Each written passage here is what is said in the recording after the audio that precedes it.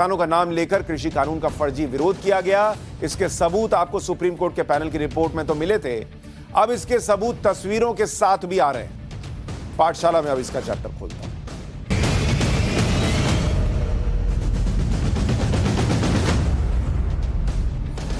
पंजाब के मोगा की तस्वीरें आपको दिखाना चाहता हूं, और ये जो तस्वीरें अब आपके स्क्रीन पर हैं, ये एक प्राइवेट गोदाम की तस्वीर है। और ये गोदाम किसका है? अडानी ग्रुप इसको ऑपरेट करता है, जिसको लेकर पूरी कहानी बनाई जाती है। अडानी अंबानी को पूरा देश बेचा जा रहा है।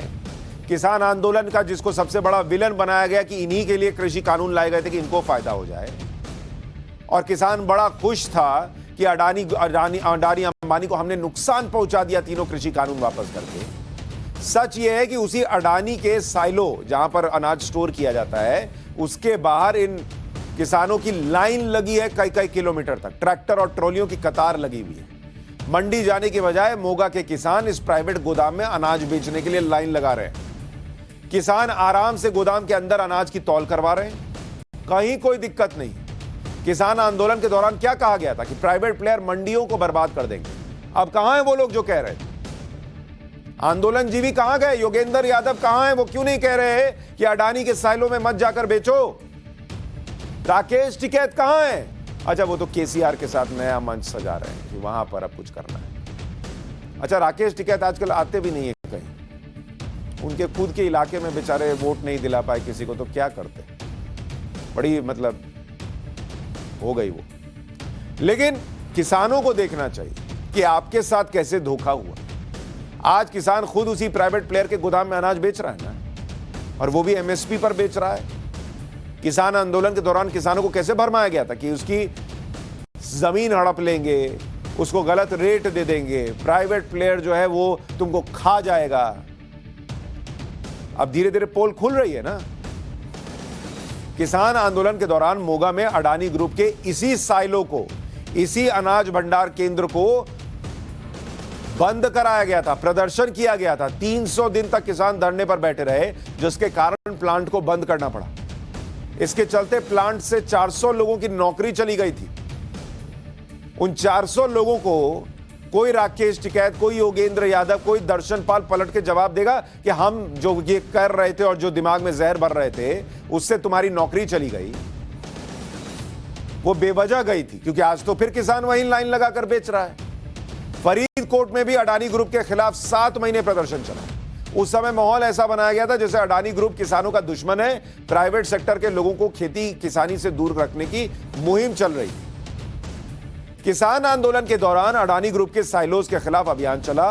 कहा गया कि ये साइलोज कृषि कानून आने से ठीक पहले बनने शुरू हुए थे। सच्चाई क्या आपको पता है?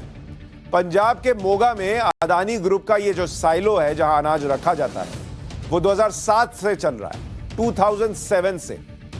ये साइलो एफसीआई यानी फूड कॉर्पोरेशन ऑफ इंडिया और राज्य सरकारों के लिए अनाज स्टोर करता है। तो अभी जो किसान बेच रहे हैं वो अडानी को बेच रहे हैं, लेकिन वो एफसीआई के लिए खरीद हो रही है, क्योंकि ये अनाज जो है वो एफसीआई जो है वो यहां पर रखता है।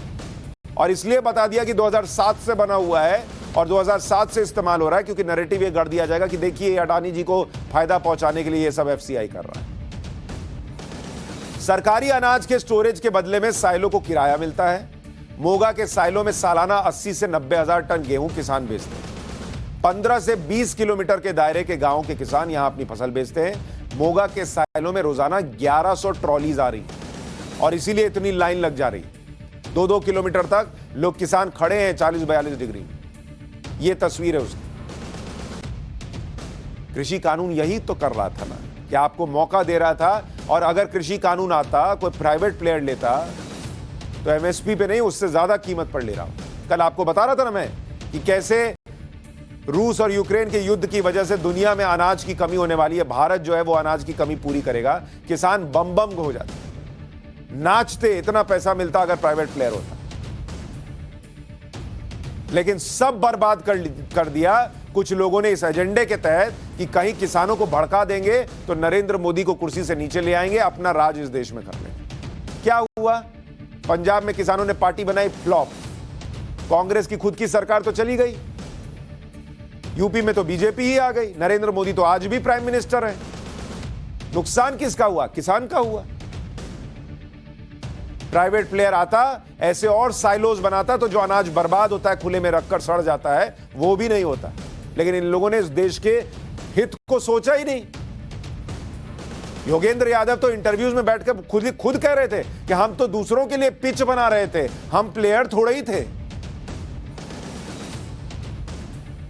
इस तरह के प्राइवेट साइलोज बनाने की प्रक्रिया आज की नहीं है। साल 2000 में अनाज के थोक भंडारण और तेज परिवहन पर चर्चा हुई। इसी के तहत अलग अलग राज्यों में साइलोज बनाने का फैसला हुआ। एफसीआई यानी फूड कॉर्पोरेशन ऑफ इंडिया ने 2003 में ग्लोबल टेंडर निकाला था। 2005 में अडानी ग्रुप को भंडारण का ठेका मिला। ध्यान से सुन लीजिए, 2005 में केंद्र में कांग्रेस की सरकार थी, यूपीए की सरकार थी, तब अडानी ग्रुप को भंडारण का ठेका मिला। 2020 में केंद्र सरकार ने पंजाब में 31 साइलोज बनाने का फैसला किया। साइलो होता क्या है, थोड़ा इसको भी समझ लीजिए, और इसमें भंडारण कैसे होता है। साइलो जो होता है वो स्टील का बना हुआ विशाल ड्रम होता है। जैसे आप अपने घर में ड्रम रखकर उसमें चावल या गेहूं रखते हैं ना, वैसा ये बड़ा ड्रम हो गया। मोगा प्लांट में 12,500 मीट्रिक टन के 16 साइलो बने, यानी 16 बड़ा ड्रम कह लीजिए। ये ड्रम पूरी तरह से कवर्ड रहते हैं, मतलब बारिश हो, गर्मी हो, सर्दी हो, आपके अनाज को कोई नुकसान नहीं होगा। साइलो में सालों तक गेहूं सुरक्षित रहता है। नमी, कीड़ा चेक करने की व्यवस्था होती है। ऑटोमेटिक टेम्परेचर कंट्रोल सिस्टम लगा होता है। अनाज से गंदगी साफ करने के लिए मैग्नेटिक सेपरेटर लगे हुए होते हैं। अब इसकी तुलना गोदामों में बोरियों में रखे गेहूं से करें। गोदामों में गेहूं खराब होना आम बात है, चूहा खा जाता है, सो अलग, अनाज बर्बाद हो जाता है। कई मंडियों में तो अनाज को खुले में रखा जाता है, बारिश में वो बर्बाद हो जाता है। आपने तस्वीरें देखी हैं अनाज की बर्बादी की। समुद्र में फेंका गया है अनाज इस देश के अंदर, किसी को फर्क नहीं पड़ा। साइलोज में अनाज पूरी तरह से सुरक्षित और फ्रेश रहता है। सोचिए अगर वो 3 कानून आए होते, कुछ कमी लग रही थी, ऊपर नीचे कराकर उसको आगे पास करा लेते, देश में और कितना अनाज बर्बाद होने से बच जाता। नहीं, अनाज बर्बाद हो, किसान बर्बाद हो, आम आदमी बर्बाद हो, देश बर्बाद हो, इनको क्या फर्क पड़ता है? इनको अपनी बर्बादी से, जो राजनीतिक बर्बादी हो रही है, उससे बाहर निकलना है और एक आदमी और एक पार्टी के खिलाफ माहौल बनाना है। अरे कभी तो देश का सोचिए। पंजाब में तो मंडियों की भरमार है, उसके बाद भी प्राइवेट कंपनियों के साइलो में फसल बेचने का क्या कारण है, यह भी जान लीजिए। साइलो प्लांट में अनाज बेचने का एक सिस्टम बना हुआ है। 6 से 12 घंटे में अनाज बेचने की प्रक्रिया पूरी हो जाती है। साइलो प्लांट में किसान का अनाज बर्बाद भी नहीं होता। प्लांट में आड़तियों के नखरे नहीं है। किसानों को अनलोडिंग और तौल का चार्ज नहीं देना पड़ता है। पूरी ट्रॉली एक बार में तौल ली जाती है। किसानों को 5 से 6 हजार रुपए की एक्स्ट्रा बचत हो रही है। सरकार की तय एमएसपी पर ही साइलो में खरीद होती है। 48 घंटे के अंदर भुगतान हो जाता है, अकाउंट में आ जाता है पैसा। वहां मंडी में दौड़ते रहिए, पैसा बर्बाद, अनाज बर्बाद, सब अलग। जब इतनी सुविधाएं मिल रही हैं तो किसान मंडियों में क्यों चक्कर लगाएगा? और यही हो रहा है। मोगा के कुछ किसानों को सुनिए, वो खुद बता रहे हैं कि यहां क्यों आए हैं अडानी के पास। फसल बिकने में सर बहुत बढ़िया है, इसीलिए हम रात को भी आया था। 6 घंटे लगते हैं लाइन में लगकर, लेकिन 6 घंटे के बाद भी हमें संतुष्टि पूरी मिलती है, क्योंकि यहाँ पर हम जो फसल घर से लेकर आते हैं वो अच्छे तरीके से वहाँ पर हो जाता है सेल, क्योंकि ना तो कोई बेईमानी होती है, सीधा हमें स्लिप मिलती है, अकाउंट में सीधा पैसा आ जाता है, कोई दिक्कत नहीं आती। मंडी में वही रातें जागनी पड़ती है, बारदाना नहीं आता, कभी कभार लेबर नहीं आती, तो उसकी वजह से हमें लेबर का कॉस्ट भी देना पड़ता है, जो उसके हिसाब से एक ट्राली के मगर कम से कम 6-7 हज़ार रुपये का फायदा हुआ। वो तो अपनी अपनी अलग अलग राय है, लेकिन हर एक किसान तो यही चाहेगा ना कि हमें फसल का पूरा मूल्य मिले, हमारा जो फसल है वो ख़राब ना हो। मंडी में आधी फसल तो वैसे ख़राब हो जाती है, सो इससे बेटर और तरीका हमें ਮੰਡੀ ਨਾਲੋਂ ਇੱਥੇ ਜੀ ਕਾਫੀ ਫਾਇਦਾ। ਇੱਕ ਤਾਂ ਜਿਵੇਂ ਸਾਨੂੰ ਮੰਡੀ ਦੇ ਵਿੱਚ ਲੇਬਰ ਦੀ ਜਿਹੜੀ ਲੇਬਰ ਪੈਂਦੀ ਆ, ਇੱਕ ਸਾਨੂੰ ਗੱਟੇ ਦਾ ਖਰਚਾ ਪੈਂਦਾ, ਬਾਕੀ ਉੱਥੇ ਥੋੜ੍ਹਾ ਜਦੋਂ ਤੋਲ ਦੇ ਵਿੱਚ ਵੀ ਥੋੜ੍ਹਾ ਬਹੁਤਾ ਹੁੰਦਾ, ਲੇਬਰ ਸਹੀ ਨਹੀਂ ਤੋਲਦੀ। ਸਾਨੂੰ ਇੱਥੇ ਬੈਨੀਫਿਟ ਥੋੜ੍ਹਾ ਜਿਹਾ ਹੈਗਾ, ਟਰਾਲੀ ਮਗਰ 3000-4000 ਦਾ ਜਿਵੇਂ ਚੰਗੀ ਟਰਾਲੀ ਭਰੀ ਹੈ, ਇਹਦਾ ਬੈਨੀਫਿਟ ਆ। ਫਿਰ ਸਾਨੂੰ ਆ ਜਿਵੇਂ ਹੁਣ ਅਸੀਂ ਆਏ ਆ 12 ਕੁ ਵਜੇ, 3 ਵਜੇ ਨੂੰ ਵਿਹਲੇ ਹੋ ਕੇ ਘਰੇ ਚਲੇ ਜਾਣਾ, ਆਹ ਫਾਇਦਾ ਜੀ। ਇੱਥੇ ਖਰੀਦ ਕੌਣ ਕਰਦਾ? ਇੱਥੇ ਵੀ ਸਰਕਾਰ, ਇੱਥੇ FCI FCI ਦੀ ਆ ਜੀ, ਸਾਡੇ ਕੋਲ ਪਰਚੀ ਵੀ ਲੱਗੀ ਉਹਨਾਂ ਦੀ, ਸਾਡੇ ਆੜ੍ਹਤੀਏ ਦੀ ਪਰਚੀ ਵੀ ਲੱਗੀ ਆ। पंजाब में साइलो है, आपकी फसल बर्बाद नहीं होगी, आपको फायदा होगा। देश में हर जगह तो नहीं है, कई और जगह है लेकिन हर जगह तो नहीं है। अब वो किसान कहां जाए जो यही चाहता है, यही सुविधा चाहता है, यही तुरंत पेमेंट चाहता है, यही चाहता है कि उसका अन्न बर्बाद ना हो, अनाज बर्बाद ना हो। कोई राकेश टिकैत, कोई योगेंद्र यादव, कोई दर्शन पाल, कोई उस किसान आंदोलन का आदमी है जो कहे कि नहीं हम किसानों के लिए साइलो बना देंगे? नहीं। आपको याद होगा कि इसी तरह से सुप्रीम कोर्ट ने कृषि कानून पर जो 3 सदस्यीय पैनल बनाया था, उनमें से एक सदस्य ने इस पैनल की रिपोर्ट सार्वजनिक कर दी। उसने क्या कहा था कि कृषि कानून के पक्ष में 85.7% संगठन थे, किसान संगठन थे। यानी करीब 86% किसान संगठन चाहते थे कि कानून आ जाए, मात्र 13.3% विरोध में थे। और उन 13%, 14% के चक्कर में ये जो आज हो रहा है ना, ये देश के बाकी किसानों को फायदा नहीं मिल रहा। पैनल ने 73 किसान संगठनों से बात की, 61 संगठन कृषि कानून के पक्ष में थे। सुप्रीम कोर्ट ने यह पैनल जनवरी 2021 में बनाया। इसी में अशोक गुलाटी, शेतकारी किसान संगठन के अनिल धनवत, प्रमोद कुमार जोशी, ये लोग थे।